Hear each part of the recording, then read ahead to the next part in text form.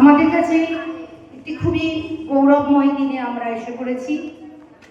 প্রজাতন্ত্র দিবস, ভারতের সংবিধানের প্রতি এবং আমাদের দেশমাতৃকার প্রতি যথোপযুক্ত সম্মান জানিয়ে আমি বিদ্রোহী কবি কাজী নজরুল ইসলামের লেখা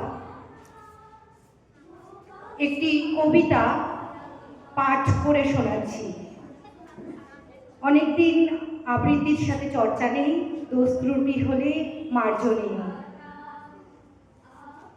বিদ্রোহী কবি কাজী নজরুল ইসলামের লেখা কবিতা নবভারতের হলদিঘাট। বালাসুর বুড়ি বালামের তীর, নবভারতের হলদিঘাট। উদয় গধূলি রঙে রাঙা হয়ে উঠেছিল যথা অস্তপাঠ। আনিল গগন গম্বুজ ছোঁয়া কাঁপিয়া উঠিল নীল আচল। অস্তরবীর ছুটি ধরে আনে মধ্য গগনে কোন পাগল। আপন বুকের রক্ত ঝলকে পাংশুরবীরে করে লোহিত। বিমানে বিমানে বাজে দুন্ধুবি, থর থর কাঁপে স্বর্গভীত।